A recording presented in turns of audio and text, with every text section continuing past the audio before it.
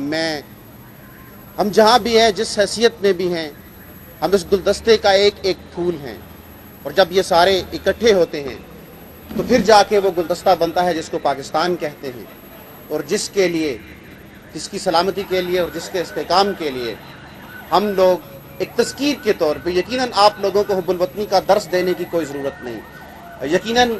آپ لوگوں کو یہ بتانے کی ضرورت نہیں کہ ملک کیا ہوتا ہے اور ملک سے محبت کے تقاضے کیا ہوتے ہیں۔ یہ آپ یوں سمجھ لیجئے کہ ایک تذکیر کی مشق ہے، یا یوں سمجھ لیجئے کہ ہم اپنے اندر کے اس احساس کو پھر سے جگانے کی کوشش کر رہے ہیں کہ یہ ہمارا گھر ہے، یہ ہمارا ملک ہے، اس کو ہم نے کس طرح لے کے آگے بڑھنا ہے۔ میں میرے کاررواں جناب میاں عبدالغفور بٹو صاحب سے، جو چیئرمین ہیں رائل ٹیلی ویژن کے، یہ درخواست کروں گا کہ وہ ان شرکاء کو اور پاکستان بھر کے اور ملک سے باہر پھیلے ان لاکھوں ناظرین کو اپنے انداز سے، اپنی فکر سے متعارف کروائیں اور اپنے ویژن سے روشناس کرائیں، اور ہمیں بتائیں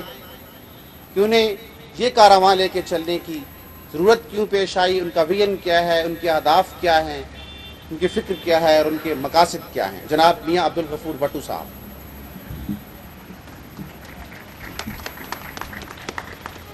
بسم اللہ الرحمن الرحیم۔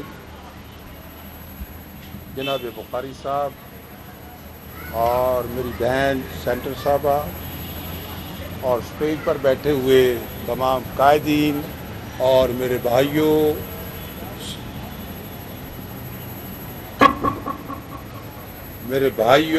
بچوں، بہنوں،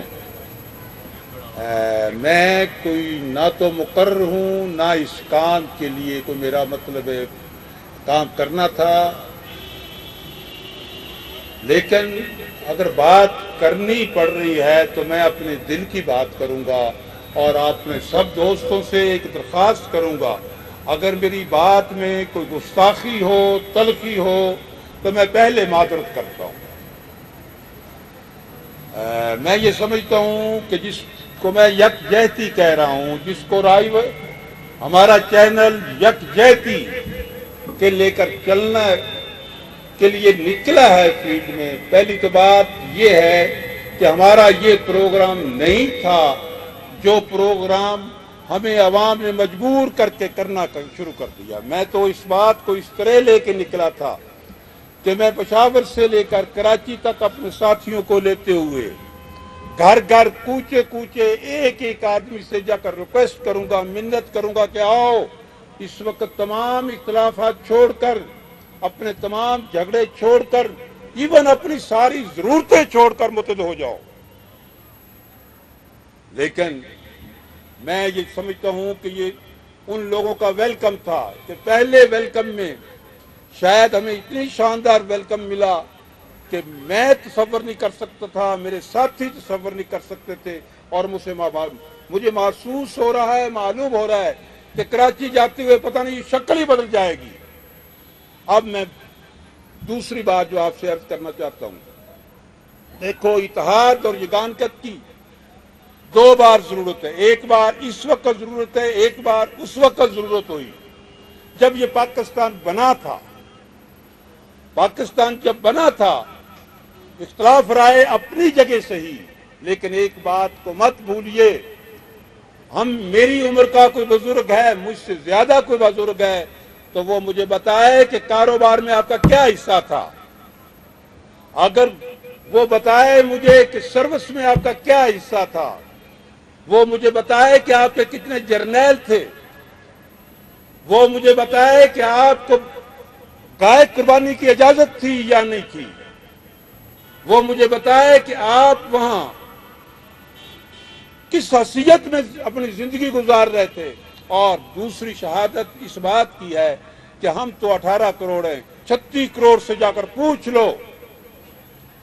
36 کروڑ سے جا کر پوچھ لو کہ ان کے کتنے سی ایس پی افسر ہیں، ان کے کتنے بڑے بزنس ہیں، ان کے کتنے لوگ جرنیل ہیں، ان کے کتنے لوگ سیاستدان ہیں، ان کے کتنے لوگ منسٹر ہیں۔ اس اتحاد کے نتیجے پہ، جو اتحاد کا ہم نے مظاہرہ کیا،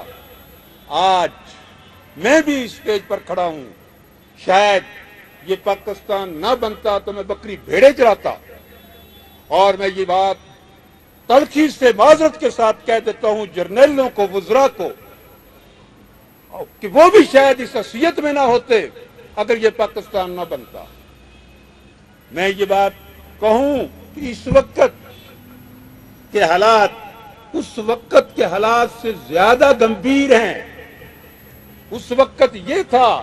کہ دشمن واضح تھا، کلیئر تھا، سامنے کھڑا تھا، میں پہچانتا تھا، قائد اعظم پہچانتا تھا، اقبال پہچانتا تھا، سب لوگ پہچانتے تھے، ان کے خلاف صاف آ رہا تھے۔ آج دشمن کے متعلق ہماری اختلاف رائے ہے، آج دشمن کے متعلق ہماری دو رائے ہیں، اور ان دو رائے کو جب تک ہم ایک رائے نہیں بنائیں گے تو کامیاب نہیں ہو سکتے۔ میں اس بات کو اور آپ اس بات کو تسلیم کرتے ہیں کہ ہمارے یہاں مہنگائی انتہا کو ہے،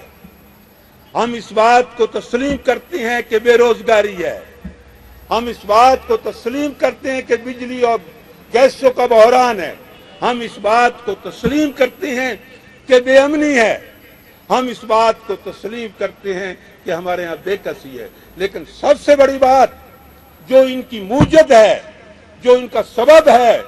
میں اپنے بھائی بخاری صاحب کے سے ضرور بتاؤں گا کہ وہ اپنے اعلیٰ اختیار کے لوگوں کو بتائیں۔ اس بات کا ڈن کرنا پڑے گا، اگر ڈن نہیں کیا جائے گا تو پاکستان کو ناقابل طرف ہی نقصان ہوگا،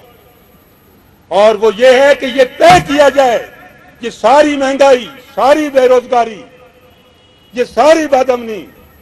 صرف اور صرف تخریب کاری کی وجہ سے ہے۔ میں بخاری صاحب اور حکومت سے مطالبہ کرتا ہوں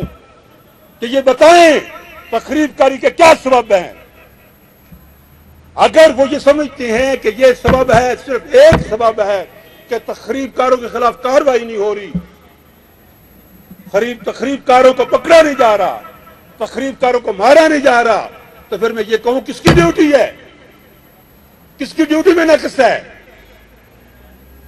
کون یہ کام نہیں کر رہا، کس کو یہ کام سونپا گیا تھا۔ لیکن اگر تشخیص میں فرق ہے، پہلی بات ہوتی ہے مرض کی تشخیص کرنا، پہلی بات ہوتی ہے مرض کی تشخیص کرنا، اگر تشخیص ہی صحیح نہیں ہوگی تو علاج غلط ہوگا۔ میں یہ سمجھتا ہوں کہ شاید تشخیص میں غلطی ہے۔ میں اپنے برسر اقتدار، اپنے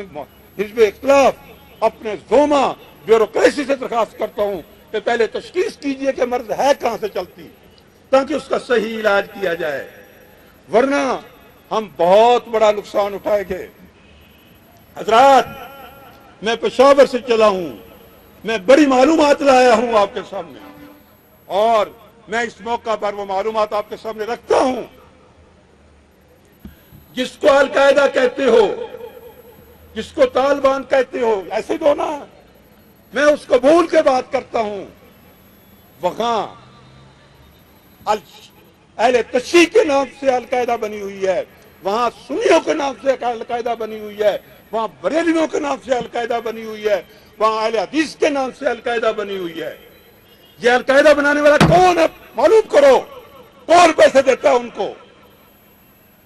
کیا اہل حدیث اس حیثیت میں ہے؟ کیا اہل تشیع اس حیثیت میں ہے؟ کیا بریلوی اس حیثیت میں ہے؟ کیا سنی اس حیثیت میں ہے کہ یہ سارا کام کر سکتے ہوں؟ اگر وہ کام ہم نہیں کرتے، کوئی بریلوی، کوئی سنی، کوئی دیوبندی، کوئی شیعہ یہ جرت نہیں کرتا کہ مسجد میں دھماکہ کرے، یہ سوچ نہیں سکتا مسلمان کی حیثیت سے کہ داتا دربار کو اڑائے۔ میں صرف دعوت فکر دیتا ہوں، دعوت سوچ دیتا ہوں کہ خدا نہ پہلے تشخیص کیجیے۔ میں نام بھی نام لوں تو وہ نام کسی سے ڈھکا چھپا نہیں ہے، جب تک اس طوفان سے، اس آدمی سے، اس شخصیت سے، اس حکومت سے چھٹکارا حاصل نہیں کیا جاتا جس کو امریکہ کہتے ہیں، اس وقت تک اس ملک میں امن نہیں قائم ہو سکتا۔ اور اگر میں غلط کہتا ہوں، اگر میں غلط کہتا ہوں تو مجھے سمجھائیے، اگر میں غلط کہتا ہوں تو مجھے سمجھائیے، میں آپ کا ساتھ دینے کے لیے تیار ہوں۔ 30 سال